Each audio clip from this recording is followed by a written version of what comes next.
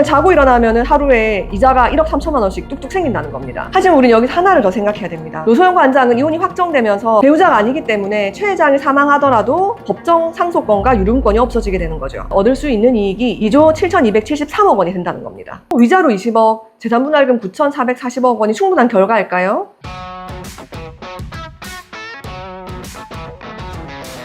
안녕하세요. 이혼 전문 변호사 변경민입니다. 네, 최근 최태원 회장과 노소영 관장의 이혼 소송, 이번 파기환송심에서 재산분할금이 9,440억 원으로 결정됐습니다. 와, 꽤 큰 금액이죠. 하지만 실상은 정반대라는 사실. 환송 전 판결에서 1조 3,808억 원이 인정되었는데 무려 4,368억 원이 오히려 깎인 겁니다. 왜 이렇게 많이 깎였을까요? 게다가 파기환송심 변론이 끝날 무렵에 SK 주가가 무려 81만 5천 원이었는데요. 법원은 SK 주식을 주당 16만 원으로 밖에 인정을 하지 않았습니다. 왜 그렇게 계산했을까요? 665억 원이 1조 3,808억 원이 되었다가 9,440억 원이 된 이유. 2022년 1심은 최 회장이 노 관장에게 위자료 1억 원과 재산분할금 665억 원을 지급하라고 판결했습니다. 1심은 최 회장이 보유한 SK 주식을 선대로부터 승계된 특유재산으로 보고 원칙적으로 재산분할 대상 재산에서 배제를 한 것이죠. 그런데 2024년 항소심 판단은 크게 바뀌었습니다. SK 주식도 부부가 장기간 혼인 생활을 하면서 유지하고 가치가 증가한 재산이라고 본 거죠. 그래서 노 관장의 기여도를 35%를 인정함으로써 재산분할금이 무려 1조 3,808억 원으로, 위자료는 20억 원으로 올라가게 된 겁니다. 하지만 대법원은 이에 대해서 위자료 20억 원은 그래 맞다. 하지만 재산분할 부분은 맞지 않다라고 하면서 파기환송을 했는데요. 이번 2026년 7월 24일 파기환송심은 재산분할금을 9,440억 원, 노 관장 기여도를 3분의 1로 줄이는 방식으로 대법원의 취지에 맞게 판단하게 된 것이죠. 자, 이번 판결에서는 SK 주식도 특유재산이지만 포함을 시켰습니다. 네, 원칙적으로 민법 840조 1항에 의하면은 최 회장은 SK 주식을 배제돼야 되는 특유재산이라고 주장을 했는데요. 혼인 전부터 갖고 있었다거나 아니면 혼인 기간 중이라도 상속 증여받은 것에 대해서는 특유재산으로 보고 배제할 수도 있죠. 하지만 상대 배우자가 가사노동이나 내조를 해서 그 재산의 감소를 막고 유지하거나 가치 증가에 협력했다라고 하면은 재산분할에 반영할 수 있다라는 것이 대법원의 입장입니다.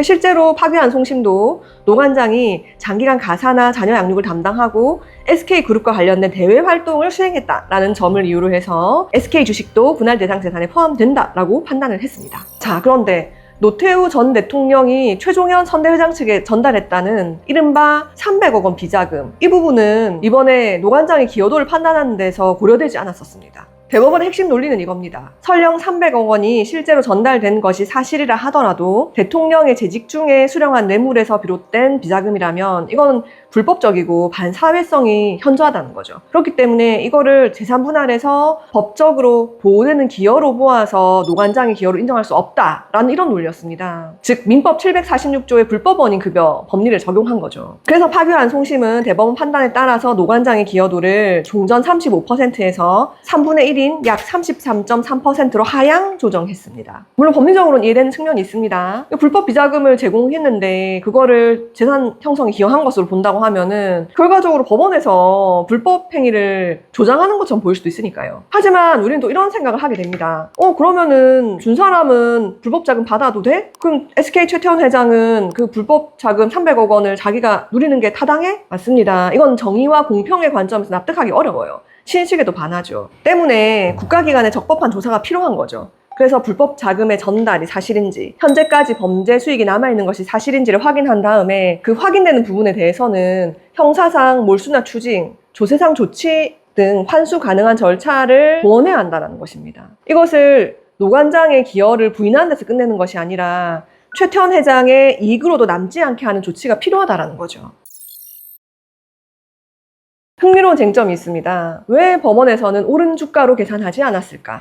파기환송심은 이 주식 가치를 판단할 때 2026년 6월 26일 가격이 아니라 환송 전 항소심 변종일인 24년 4월 16일 기준 주당 16만 원으로 계산을 했습니다. 근데 만약에 파기환송심 변종일 기준이라고 했다면은 81만 5천 원이었었을 겁니다. 이게 무려 5배나 차이가 나는 거죠. 법원이 과거의 가격을 적용한 이유는 이 사건 이혼 자체가 환송 전 항소심 판단에 따라서 이미 확정되었기 때문이었습니다. 그러니까 재판상 이혼에서 분할 대상 재산 그리고 그 가액을 판단할 때 원칙적으로 이혼소송 사실심 변종일을 기준으로 해서 정한다라는 것이 대법원의 법리입니다. 그런데 대법원은 이혼과 위자료 전부에 대해서 파기한 것이 아니라 재산 분할 부분에 대해서만 파기를 했기 때문에 이혼에 대해서는 환송 전이었던 항소심 변종일 기준으로 끝난 것이고 때문에 그때를 평가 기준으로 봤다는 것이죠. 그런데 또 법원에서는 이런 설명도 합니다. 환송 전 항소심 변종일 이후에 SK 주식 가치가 많이 올랐다. 그래서 이렇게 오른 점을 재산 분할 비율을 정할 때 참작은 했다. 쉽게 표현하면 평가 기준에서는 최 회장 측 주장이 받아들여지고 분할 비율에서는 노관장 측의 사정을 고려한 어떤 절충적인 결과다 이렇게 볼 수 있는 거죠.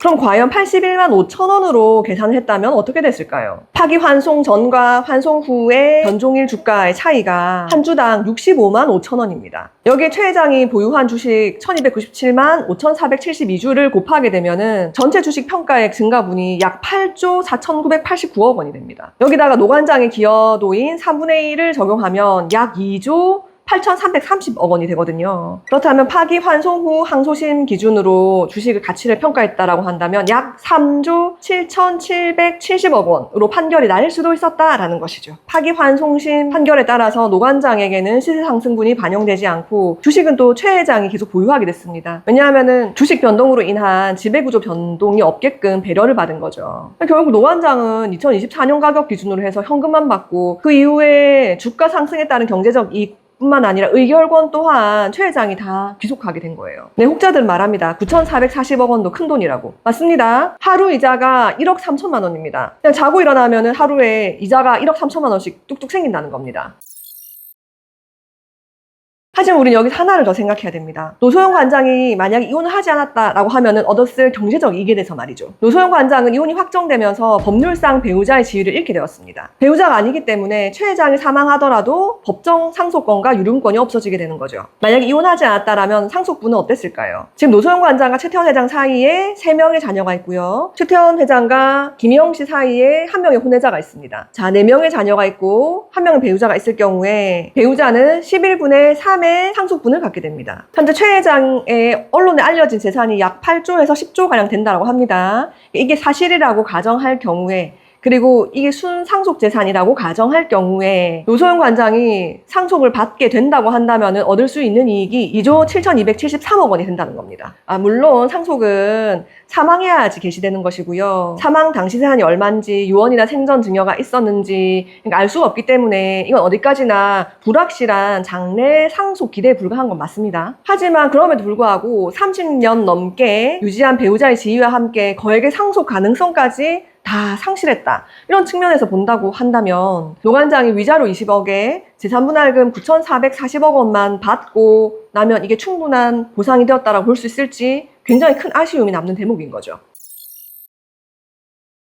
여러분 어떻게 생각하십니까? 불법성을 이유로 비자금 300억 원을 노관장의 기여에서 배제했다고 한다면 그 돈에서 비롯된 이익에 대해서는 국가가 별도로 환수 절차를 해야 되는 것은 아닐까요? 그리고 30년 넘게 유지했던 배우자의 지위도 상실하고 장래 상속 가능성까지 잃은 노관장에게 위자료 20억, 재산분할금 9,440억 원이 충분한 결과일까요? 여러분들의 생각을 댓글로 남겨주시기 바랍니다.